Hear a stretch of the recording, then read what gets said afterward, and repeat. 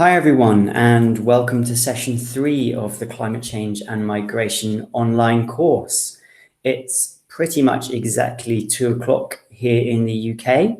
So what I'm going to do is just give everyone another minute or so to join the live stream, give you all a chance to get sat down and settled down in front of your computers, and we'll do a quick check to make sure that people can hear me okay. And in a second, I'm going to share my screen. So what would be really useful is if one of you, or all of you, or someone at any rate, could just use the chat function to the right of the video and indicate whether or not you can hear me. That would be really useful. I'm just sharing my screen now. And I'll ask again in a minute if one of you can let me know that they can see the slides of my presentation. So here we go.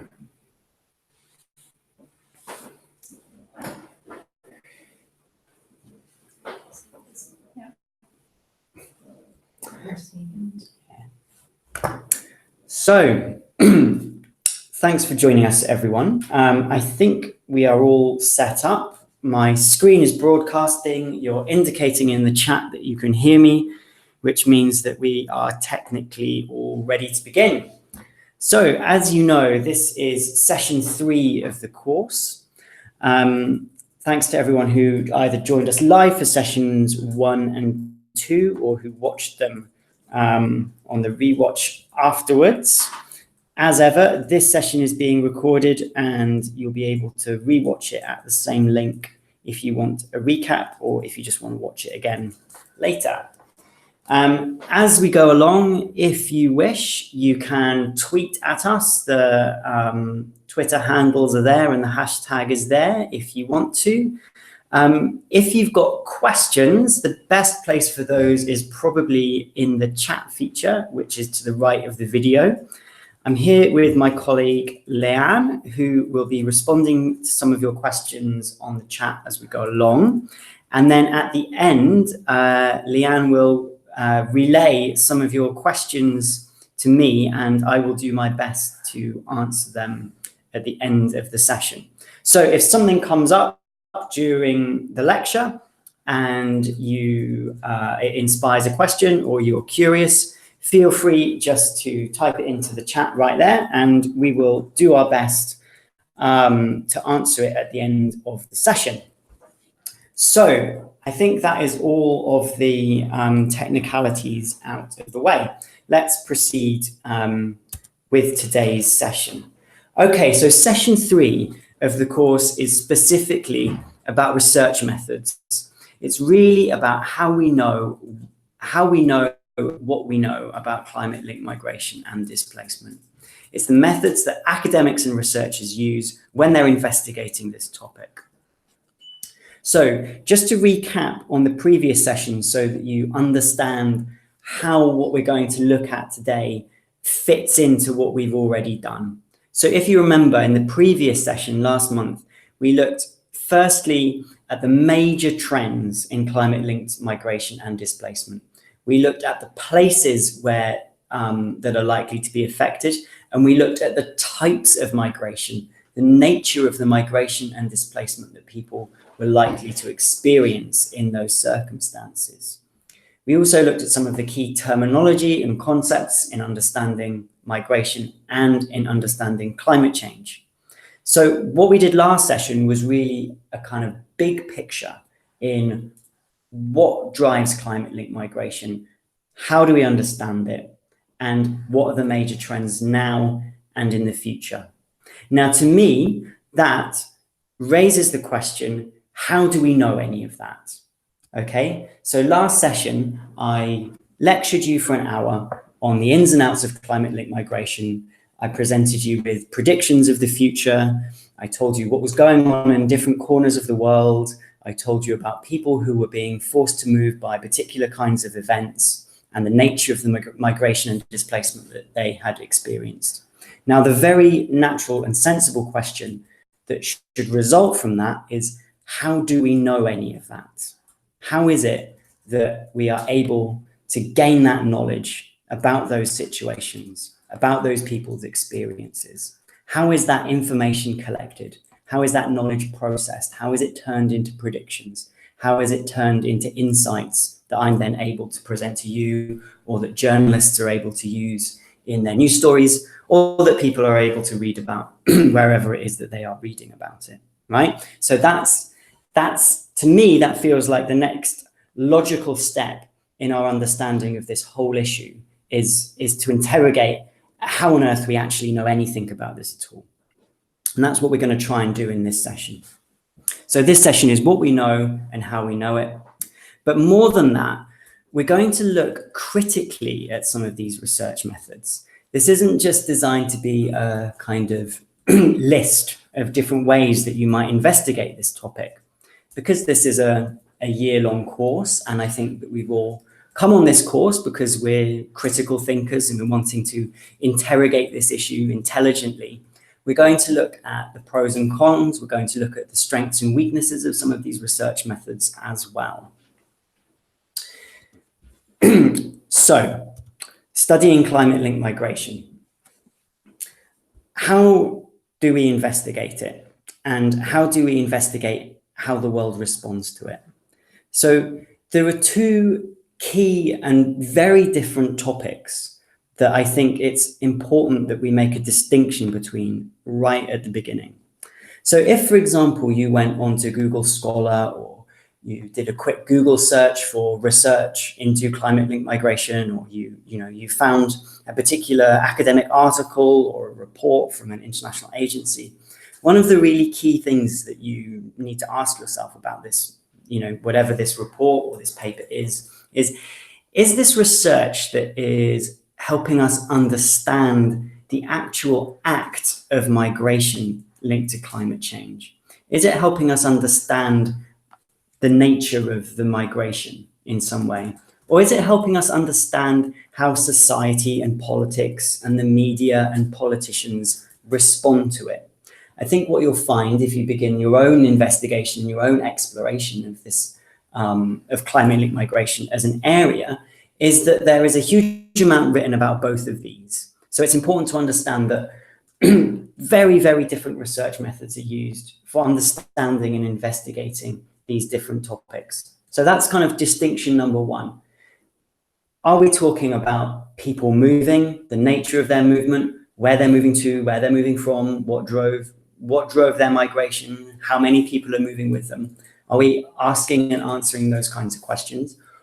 Or are we investigating questions that are more like, how did a particular government respond to a particular episode of climate-linked migration? How is the UN process unfolding in order to address climate-linked migration? How are particular politicians reacting to it? How does the media cover climate-linked migration, right? So I split these up into research questions that are actually about migration and research questions that are about how the world responds to the issue of climate-linked migration. So that's the first really key distinction to make. So when we set out to investigate climate-linked migration as a topic, there are therefore several different things that we might be doing. The first one, I think, is understanding the past and the present, right? So these are research methods that can tell us about what has already happened. Are people currently moving due to due to climate change impacts? Have they moved due to climate change impacts in the past? Okay, so we've got one set of research methods, or a number of different research methods, I should say, that help us understand the past and the present. But we have quite a different set of research methods that we can use to try and predict the future. Okay, so here's another key distinction. Is this research an investigation of what's going on now and what's gone on in the past? Or is this paper or this report or whatever it is an investigation into what might happen in the future? Is it investigating the past, or is it attempting to predict the future? Or, as I've said, is it actually a study of how politicians, the public, the media are responding to climate-linked migration as a global issue? As I said, this isn't a kind of straightforward list of different research methods. That isn't really the purpose of this lecture. I am going to present you with a whole series of different ways of investigating climate-linked migration with some examples. But really, that isn't the main purpose of what we're doing here. The main purpose of this is to be critical and analytical about these different research methods, to understand what each different research method can tell us and not tell us, what kinds of knowledge, what kinds of understanding can each of these research methods bring to the table. So that's the first critical analytical question that I want us to consider when we're thinking about them. The second one is, who produced the research and why did they produce it? Was it produced with some political end? Was it produced by a humanitarian agency hoping to assist them in their work? Was it produced by a government hoping to shape policy or public opinion about the issue? Was it produced by a group of researchers that have a particular perspective on the issue already? So that's another important question. Who produced the research and why did they produce it? I'm not suggesting that we should be entirely cynical, obviously, about all the research that's produced, but nonetheless, it is always worth bearing in mind that question. We should also ask what perspectives are implicit in the research that's produced. And what I'm really getting at here is one of the major controversies in the area of research into climate-linked migration. And what this comes down to really is the fact that most of the research that's conducted and published in the English language is carried out by researchers from developed European countries or countries in North America, generally wealthy countries. But the subject of their research, the people and the places that they are studying, tend to be in the global south, poorer locations. And this sets up what is often considered quite a kind of unhealthy dynamic, or in a way, it skews the research towards particular perspectives that are prevalent in the universities and the academic institutions from which these researchers come. And that perhaps within the research body, there is an absence of research methods and research carried out by people who have more direct experience or who are from countries that are particularly affected by climate-linked migration and displacement. So that's one of the key controversies in this whole area, and one of the key controversies when we're thinking about research and research methods. What I want to say now is a little bit about how I'm hoping we're going to investigate some of these critical and analytical questions. What's going to happen in the lecture part of this session is that I'm going to go through some of the different research methods, and I'm going to signpost you. I'm going to point you to different ways of investigating this and some examples from each one. We're going to look briefly at some of the critical questions around them, but really the work of looking at these critical and analytical questions is going to come in the task that's going to follow this session, right? This critical and analytical element is something that I'm going to be asking you yourselves to investigate, rather than being something that I'm simply going to present to you in the lecture.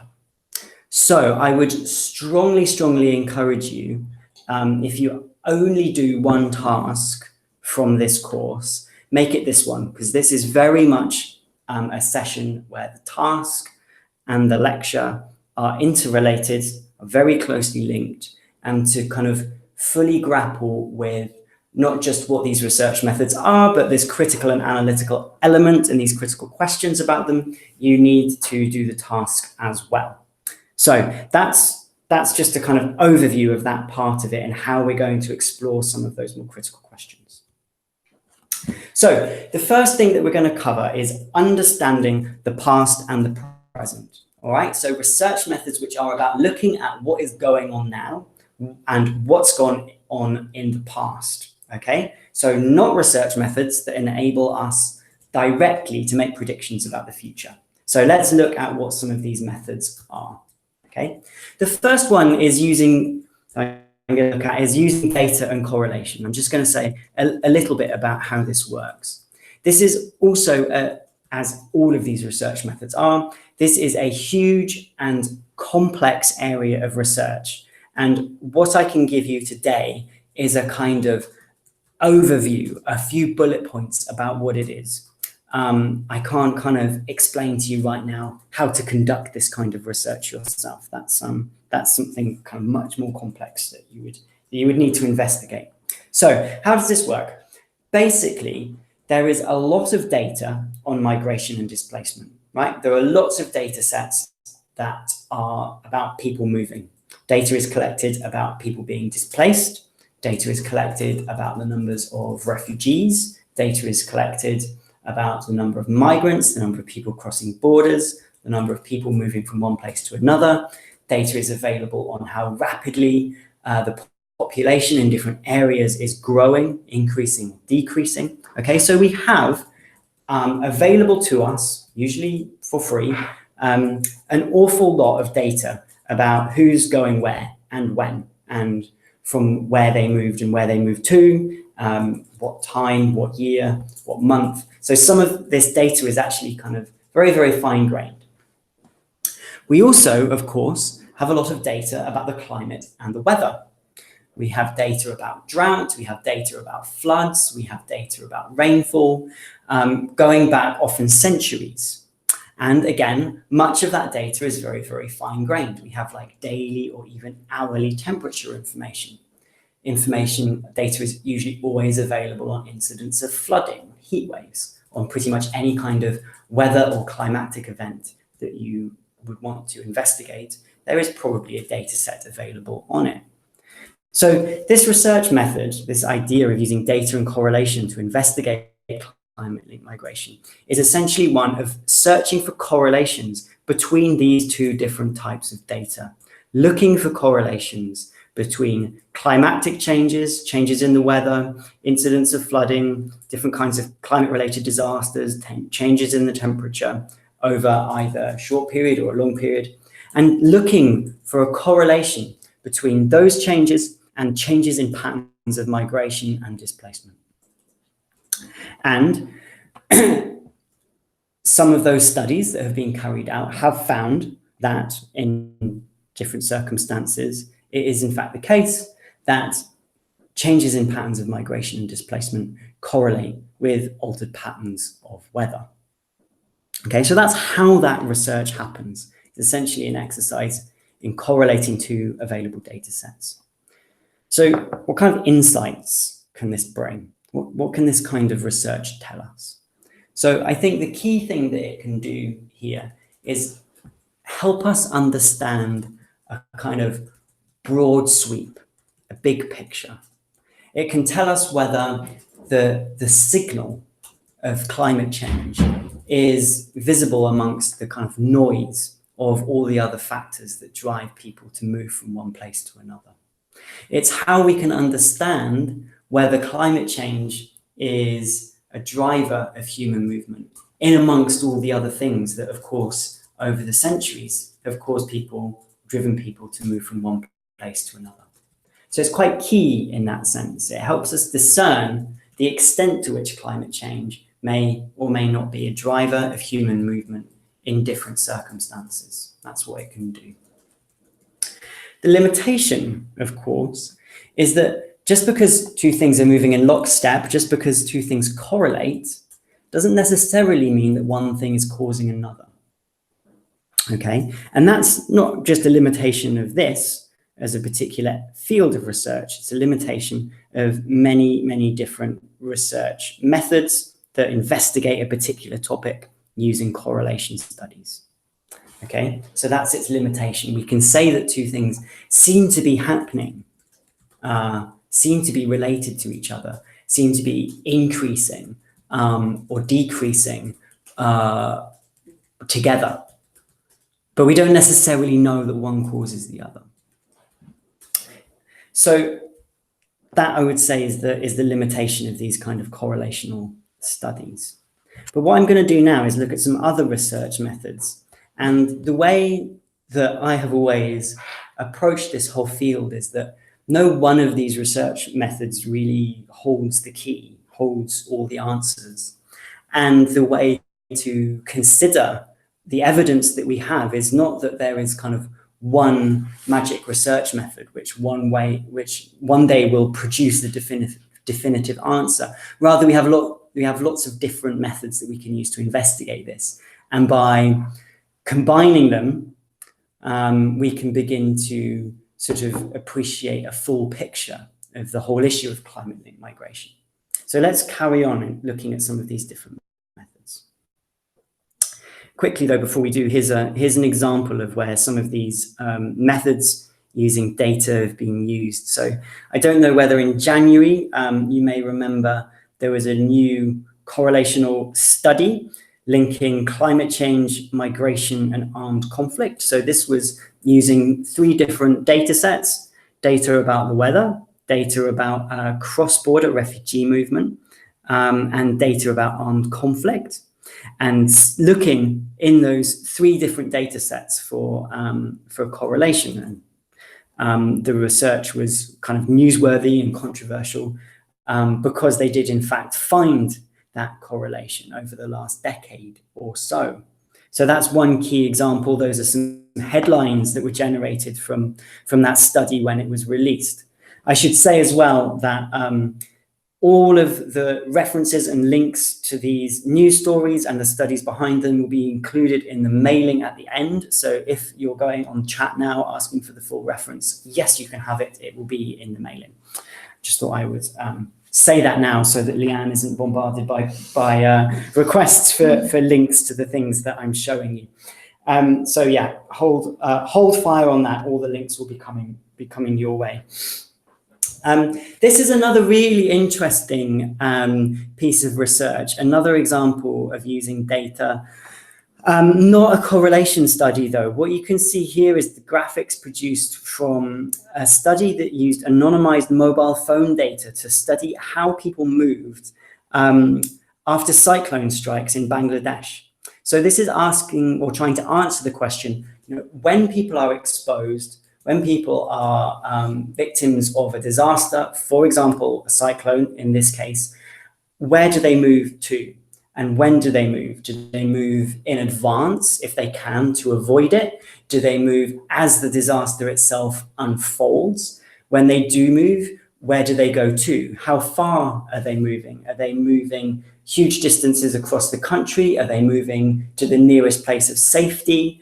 And what this study showed was the patterns of human movement on really quite a kind of granular scale when a disaster, in this case a cyclone, strikes. So that's a different way of using a different kind of data, one that I think was very interesting and shows us kind of sort of in very, very specific circumstances, what kind of movement do people engage in when they are presented with an impending hazard like a cyclone.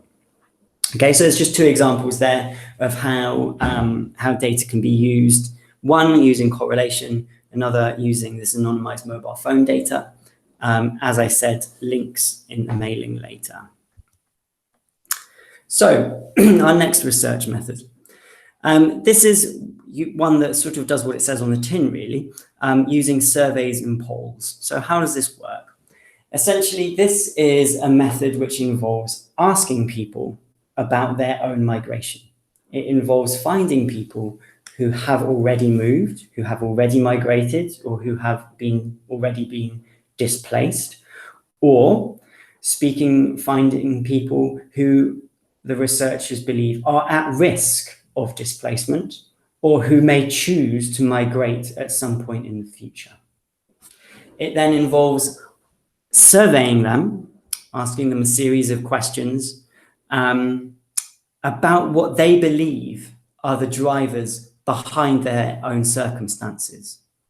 Do they think that climate change or drought or changes in weather patterns, changes in rainfall patterns was an important part of their decision to migrate? It could involve asking them what they think the different vulnerabilities that their community is exposed to, and whether they believe that in the future it may result in them being displaced. Right? So this is really a very different way of investigating it. We're not trying to take an existing data set and discern from it a kind of a trend.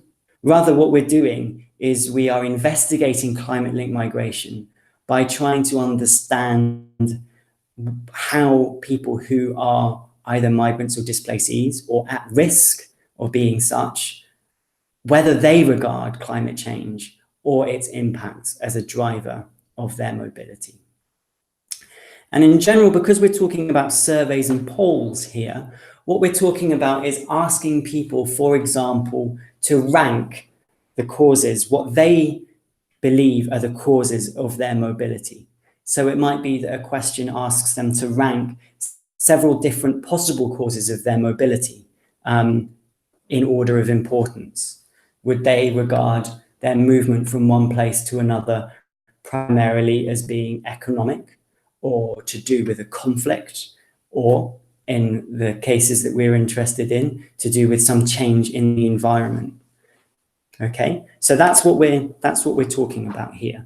It's basically a way of producing quantitative data. Okay, so surveys and these kinds of surveys and polls produce quantitative data, but it is data based on individual people's perception of what caused or what drove their migration.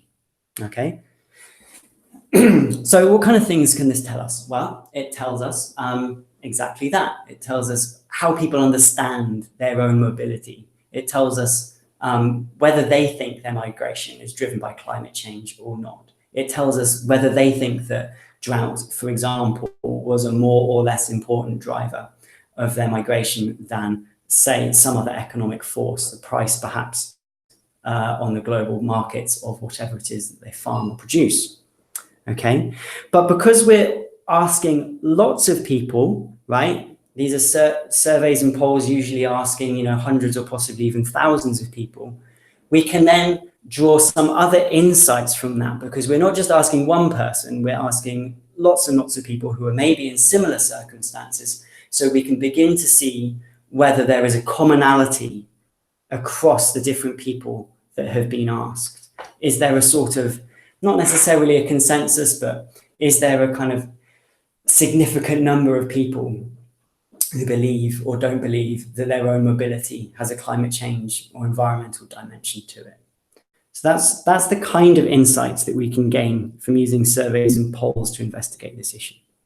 Okay, so what are the limitations? Well, the first one is that people may or may not be correct in their assessment of their own mobility, right? It may be that the forces that are kind of most apparent and most immediate to them are not the full picture. I think we can all sort of certainly accept that the world is a very complicated place, and the factors that have meant that each and every one of us lives in a certain location or is moved from one location to another may not be immediately apparent to us. Okay, so the limitation is that, yes, we're asking people about their own view, but they may not necessarily kind of not have a kind of helicopter view of all the different driving forces behind what caused them to move. So in some senses, that's a limitation, but also in some senses, what we're doing, and the way this is different from the previous research method that we looked at, is, well, actually it is important to understand what people believe about their own mobility, because this isn't the kind of insight that we can actually gain from trying to correlate different data sets. So although I've kind of flagged that as a limitation, it's actually also, in many ways, I believe, its strength. We're talking to people, we're finding out what they think has caused their mobility. Here's an example of that. It's from a report called Where the Rain Falls. It was commissioned by CARE, the international NGO, and done in collaboration with the University of the United Nations. And it was essentially, exactly as I've said, a study using various kinds of survey and polling methods to ask people the extent to which they felt that changes in rainfall patterns had been part of their movement, part of creating the vulnerability, and then part of their decision to migrate or not migrate from one place to another. So that's an example of that. It was a big study. It was done about 6 or 7 years ago. In my view, it kind of remains one of the key pieces of research.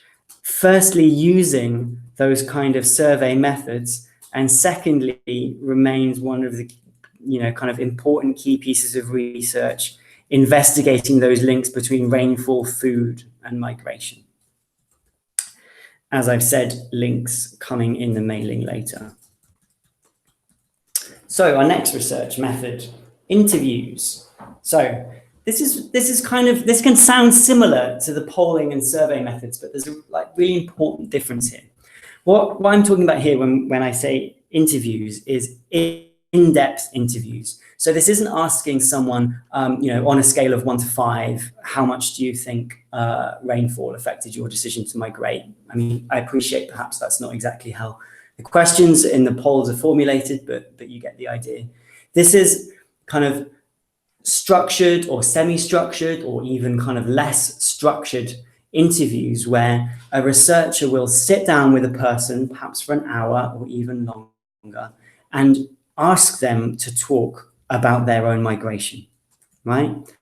They'll have a set of questions that prompt the conversation, and they will ask them to explain why they moved, explain to the researcher, to the extent that they can, what they felt the driving forces behind their movement were, relay elements of their story to the researcher. And then based on some of those answers, the researcher will then ask further follow-up questions. So what kind of insights does this bring?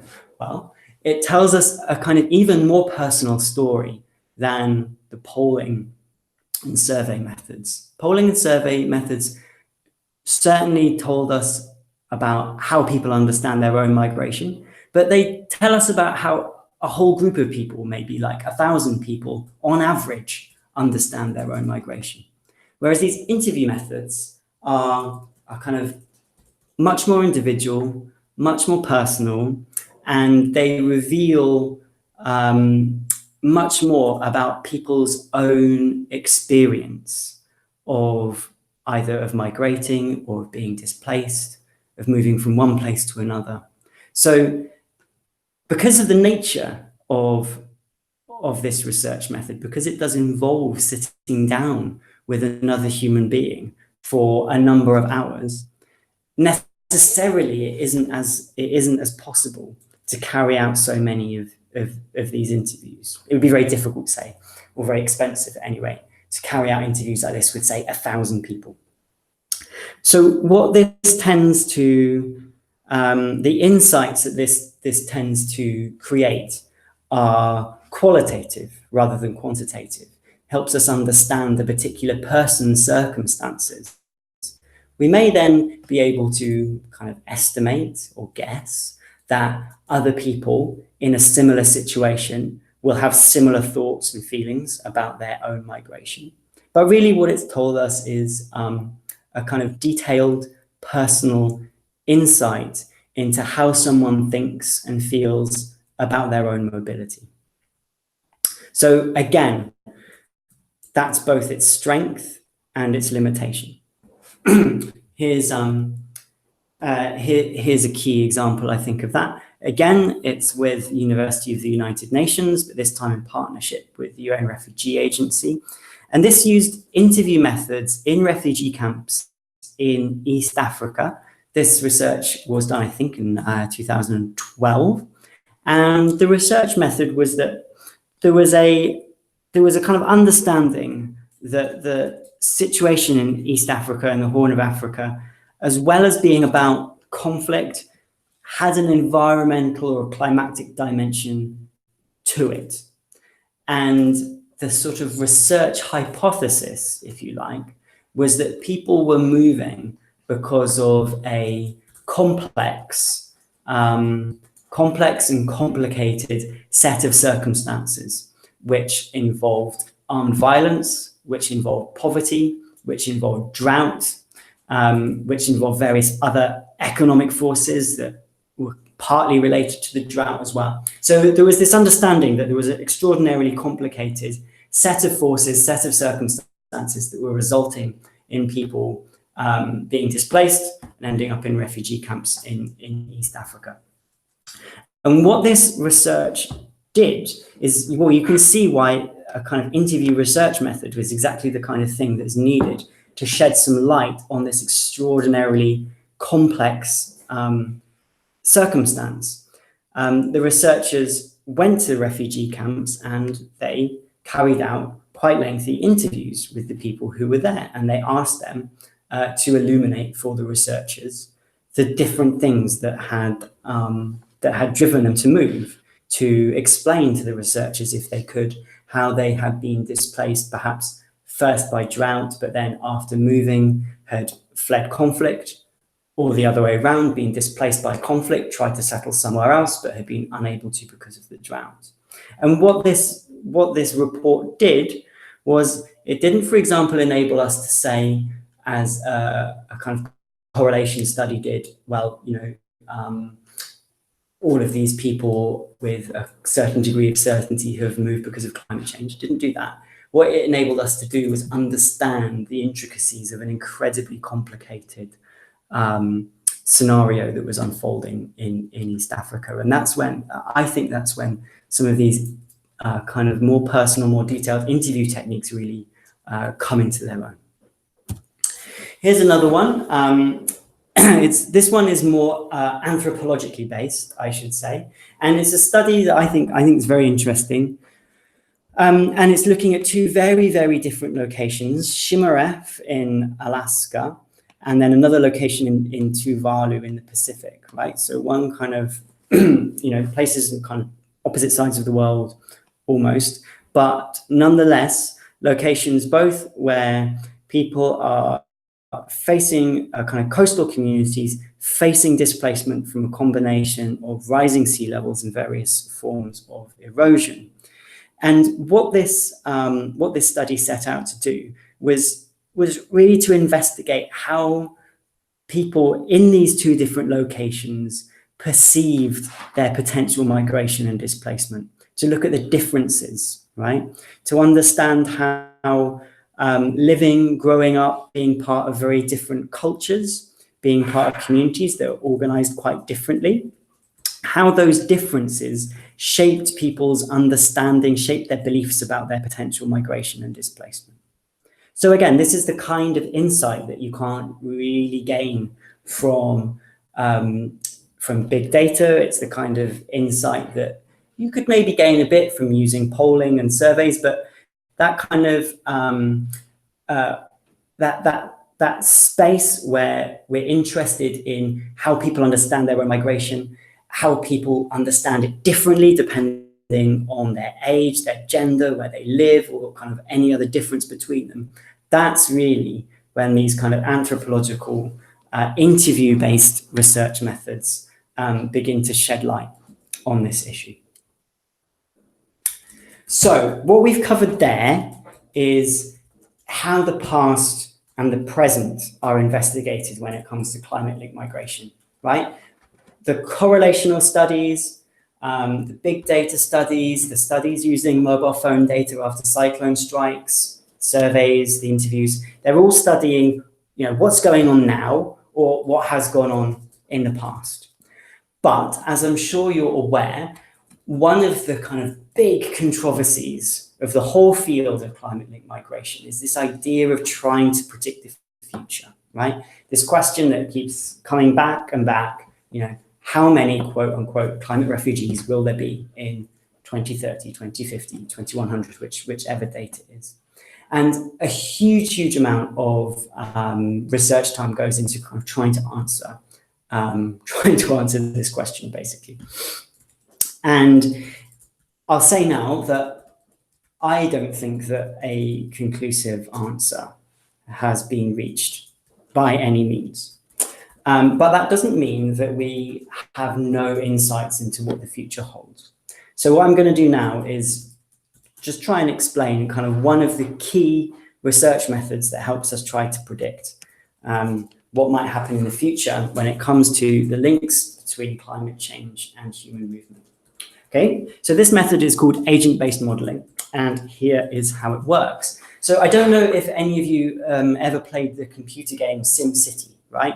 Where you're at your computer and you're kind of like a town or city planner. You sort of zone a city for kind of commercial or residential. You can terraform your town and put in mountains and lakes and all the rest of it.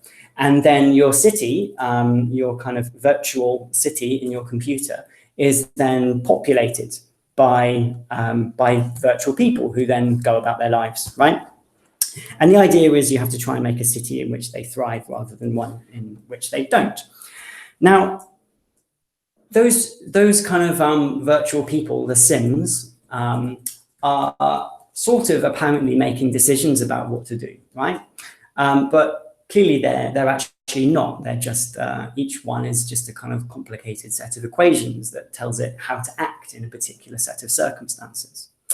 And not wanting to kind of oversimplify agent-based modeling, that's basically how it works. So the way researchers use it to try and make predictions about the future when it comes to climate change and migration is it is possible to create something a bit like a sim, a bit like kind of a SimCity scenario, where you can have a computer model which will predict how people will respond in certain circumstances. A computer model which will, for example, predict whether people will stay put or migrate if certain economic changes resulting from drought unfold, and perhaps even predict how many people will move, whether certain sections of the population will move or stay put. Okay, so it's a way of trying to create or recreate inside a computer a model of a small part of the planet. And then within that model to change the climate, and then see, according to the results of that model, if people migrate or not. That's what agent-based modeling is. It's a way of trying to create a model of a human society and then kind of put that society, a kind of simplified version as it is, in different situations where the climate is different, where the planet is warmer, where there are more incidents of drought or changes in rainfall patterns, etc., etc. So what kind of things can that tell us? Well, as I said, this is really about trying to make predictions about the future. So the insights that it can provide are ones about what may happen several decades in advance. Now, this is the key difference, because while we might be able to make some guesses based on the research methods that I talked about before, right? Using the correlation studies, we can maybe guess that particular trend will continue in the future. By speaking to people using interview methods, we can maybe guess or estimate that in the future more people might experience the same thing, okay? But these are still kind of our informed estimate based on what's happened in the past. The key difference with agent-based modeling and making predictions is that the insights that it yields are about the future. All right, so what are the limitations? Okay, well, perhaps, these should be fairly apparent, right? Societies, the world, people are very, very complicated. We all know that. And there is a limit to which you can kind of replicate them inside a computer model. So the predictions that come out of this kind of agent-based modeling have to be recognized that they are based on a sort of simplified, a kind of reduced version of what a human society really is. And therefore, maybe they'll be accurate, but equally, perhaps they won't. So here's a key example of the use of agent-based modeling. This was in the Groundswell Report, which was produced by the World Bank. The report was actually a kind of much bigger investigation into internal migration linked to climate change, right? So just kind of bear that in mind for a minute. This isn't looking at every single form of migration or displacement, right? It's just looking at people moving within their own country, and specifically it's looking at migration rather than displacement. All right, so it's quite specific in what it's studying, and it used, amongst other methods, it used agent-based modeling to try and produce predictions about the number of people who might move internally by the year 2050 in different kinds of climatic scenarios. So if certain temperature goals, like, for example, keeping warming below 2 degrees is achieved, how many people might move internally as a result of that? Or if those goals are not achieved, how many more people might move internally as a consequence? So I think if we're thinking about research that's been done recently, I would say that the within this kind of predictive research methods using agent-based modeling, really the Groundswell report is the key paper there, I would say. All right. So what I hope I've done there is looked at the research methods that we can use to actually study people moving, right? The research methods that are actually about migration, that are about displacement. And we've looked at predicting the future, we've looked at the past, we've looked at using interview surveys and correlation, and those have all, in their different ways, provided us insights into people moving, right? But this isn't by any means, that doesn't in any stretch kind of represent all of the research that goes on in the field of climate-linked migration and displacement. And a huge amount of research time and study and analysis goes into thinking about how the world is going to respond to climate-linked migration. So if you went onto Google Scholar and you typed climate migration and hit return, and it will produce kind of thousands and thousands of studies. And if you just open some of those up completely at random, some of them will be using the research methods that we've just looked at. They'll be investigating how and when and why people move. But many of them will not be. Many of them will be answering questions, for example, about how a particular set of politicians are going to react to this.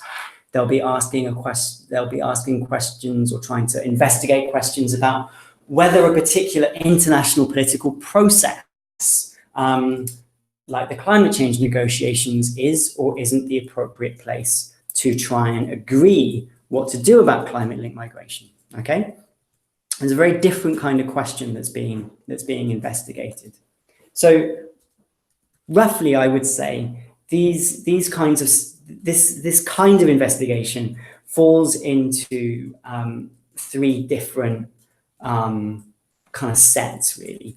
First one is studying the political and policy response, right? So that's kind of what I've just explained, really.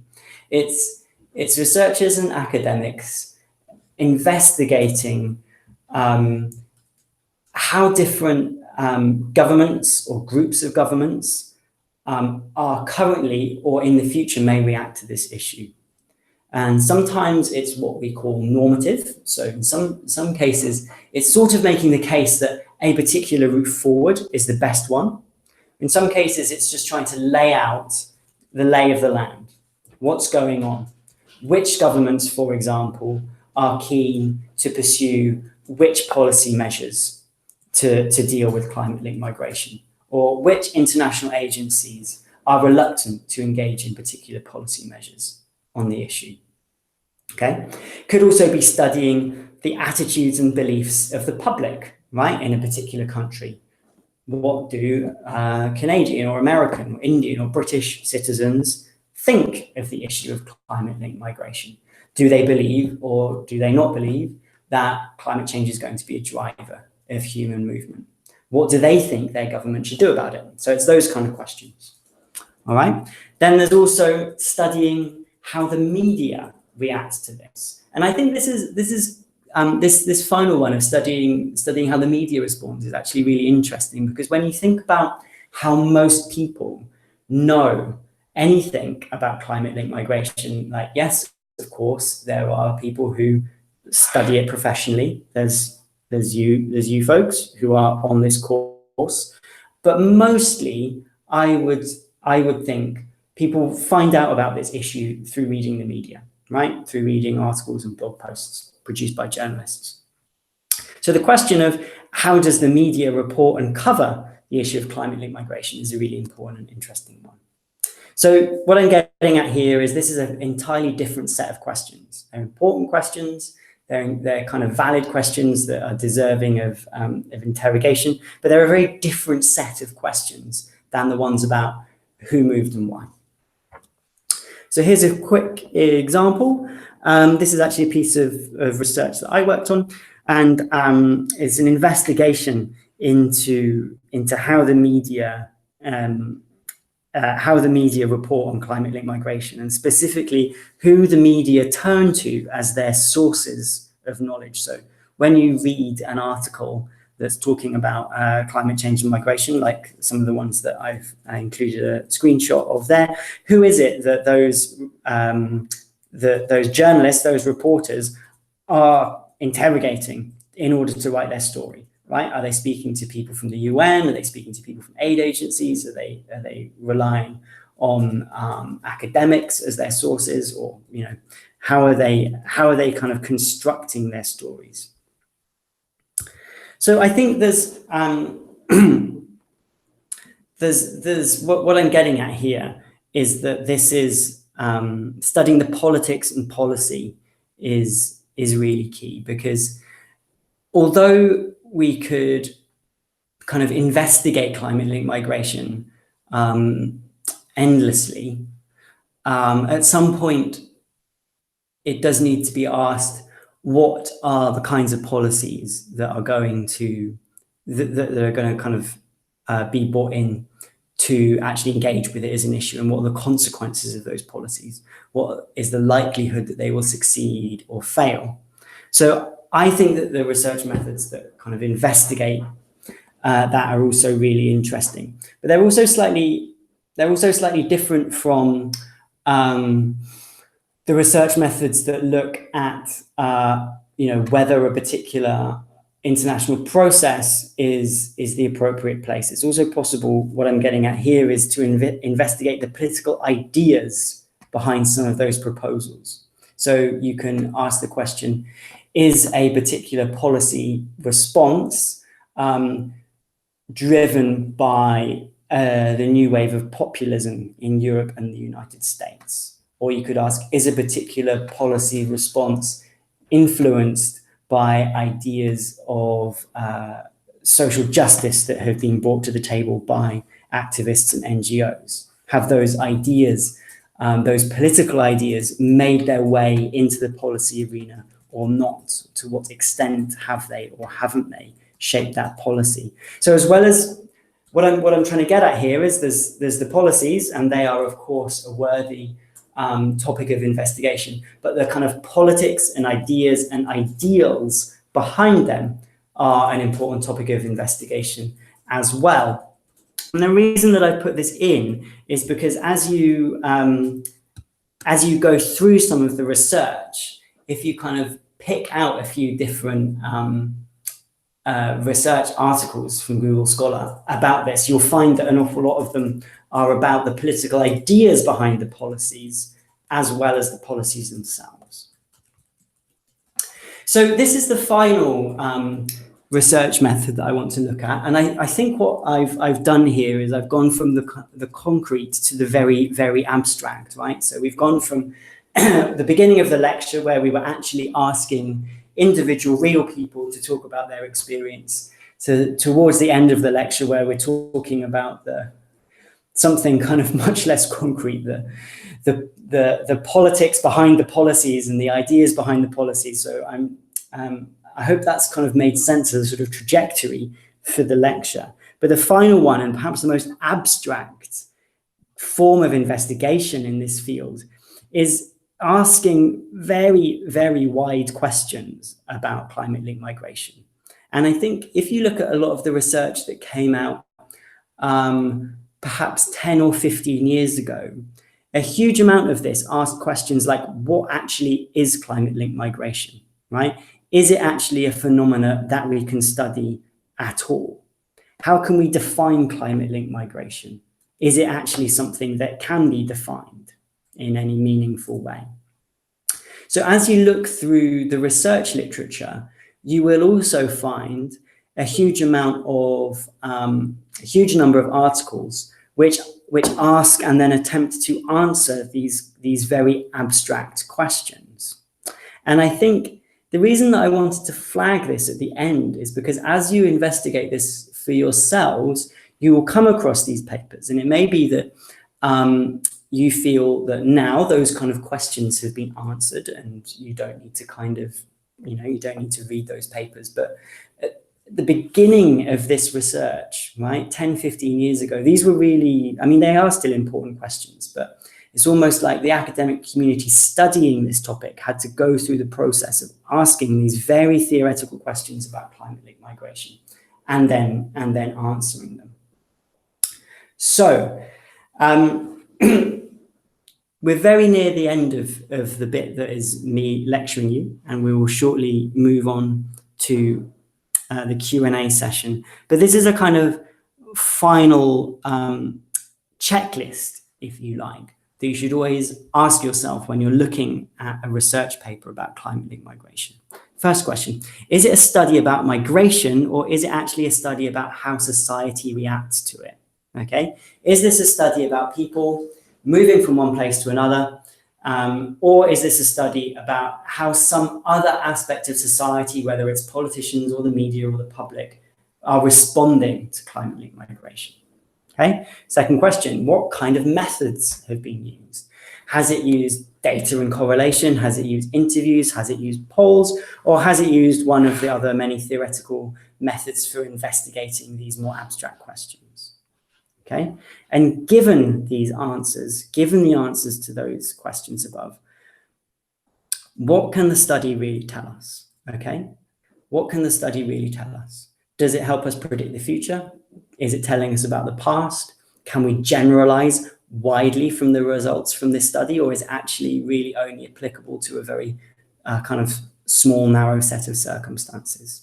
So I hope what I've done there in that final slide is give you a bit of a checklist for when you are investigating this further for yourself. And this checklist and these questions are going to be an important part of the task which I will be sending round next week. So that brings us pretty much to the end of the lecture. And I'm now going to ask Leanne, who is here with me, to relay some of the questions that have come through on chat, and I will do my best to answer them. We've got all of your chat questions written down as well. So in the event that we don't get a chance to deal with your specific question, I will do my best to try and answer it in the notes that come around later. So Leanne, if we can have some questions, please. Yes. Hi, everybody. So, Alex, there were some questions that were general to research methods. Sure. Just, interviewing people, and then there were some specific questions on some of the specific research methods that you talked about, like surveys or interviews or agent-based modeling. Maybe starting with a couple of general questions. So what somebody was wanting you to talk a little bit about what are the best ways of accessing or talking to displaced people, given the cultural and linguistic differences, and especially if they're in refugee camps where access can be restricted. Right. So how are people talking to them? So I mean, that's a really important question. And I also feel that it's a question that doesn't have a particularly good answer. So the straightforward answer is I can say how it happens at the moment, which is usually that a group of university researchers will work with a partner organization that has access in some way to, for example, a refugee camp. And that usually means that they will partner with one of the organizations that is working in the refugee camp, running the camp or providing services in there. They may then use kind of local interviewers or perhaps local translators to carry out the interviews. And that's how that kind of work takes place.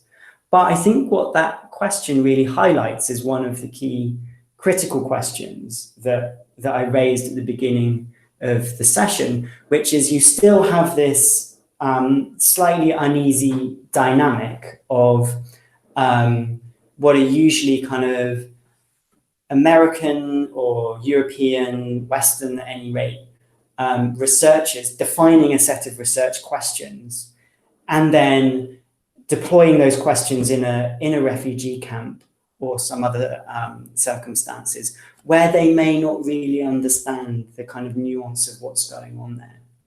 And that's why sometimes this research is difficult, because actually researchers are, even if they're not kind of going there themselves to carry out the interviews, they're nonetheless defining a research question, setting up a set of questions which are then asked to the interviewees, which may not draw out really a kind of completely full picture of what their experience is. So that's a really good question. It's one that I know researchers kind of think a lot about, but it's also one that I think doesn't have a kind of full and conclusive answer to it. Mm-hmm. Okay, thank you. I think another question that people had was, when they meet people who are displaced, to the particular example that was given with Syrians, but I think you could say that about other people, that when they talk to them, these people don't necessarily mention climate or weather as a reason for their displacement. And so, and so there's this question about, are interviewers or researchers kind of asking leading questions because these people aren't necessarily bringing it up themselves? Yes, I think that's a really key problem. And I think any researcher who was working with these research methods would have to understand that the research in some ways would be invalid or less valid if they asked a leading question like that. So I think that's why I pointed to particular kind of survey methods where a number of different potential drivers of someone's migration are listed and they're asked to rank them. But it's equally true that some of the research that's being carried out using these methods, where researchers have gone somewhere anticipating that people might talk about climate change or talk about drought or climate change impact as a driver of their migration, have actually found that people don't spontaneously mention it. And that leaves us in a kind of slightly interesting position, because on the one hand, people are saying, or as it turns out, people are not saying that climate change is a driver of their movement. But then on the other hand, it may be possible for us to understand through other research methods that perhaps it is. And that's why I wanted to present this kind of whole array of different research methods to you, so that to kind of give you a sense that it's only really through using all of them that we build up this clearer picture of what's going on. Okay. Good, thank you. There was a specific question around agent-based modeling and what are the best resources to learn how to do that? Yeah, okay. That's a good question. It's one I don't know the answer to. It's a huge field. I suspect it's one that you would need to do a specific university course on. if we can identify that person individually, I will send you a couple of links to places that I think might be a good place to begin your investigation of how to do it. As far as I'm aware, there isn't a kind of how-to guide that you can just follow, but certainly it is something that you can learn how to do because people are doing it. Good. Okay. Thank you. There was also a request, Alex. I'm just looking for it now. For some links to the research reports that you mentioned as examples for the different methods, which I'm sure you can send after the webinar. They will all be coming round in the mailing. So perhaps I should just finish by saying what you're going to get in the mailing. The mailing is going to come next week. And it's going to contain several things. The first one is going to be links to the studies that I pointed to during the presentation, right? So you can kind of go and investigate those further if you wish, plus a few other examples of each of those research methods. So you've got, 4 or 5 different articles, different reports, different papers that are related to each method. All of those will be open access. I'm not going to include any that are behind a paywall. The second thing that you'll get is going to be the task. And I'm not going to go into the task in too much detail now because the full details of it will be included in the mailing. But the task is going to ask you to select a number of different papers, a number of different research articles on climate-linked migration from a selection I will send you. And it's then going to ask you to interrogate those papers using some of the critical questions that we've raised during this course. It's going to ask you to interrogate them in terms of what the papers, what those research articles can tell us and not tell us. Questions about who commissioned the research and why, and questions that have come up in the Q&A just now about how some of the kind of cultural differences or differences in kind of power and wealth between the people carrying out the research and those who are being the subjects of the research might play into the findings of those papers. So it's really the task that is going to give you the opportunity to look at some of those critical and analytical elements of it. And that will be coming around the middle of next week. So I think if I've covered all of the questions that we can now, and I've given you the details of when the task is coming round,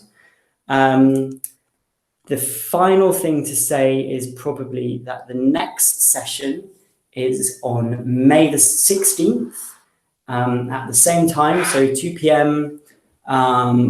GMT or European Standard Time as well, because they're the same at the moment. So keep an eye on your inboxes for the task coming around next week. And thank you for joining us today. And I look forward to seeing the results from your task if you choose to complete it. And I look forward to seeing you all for the next session in May.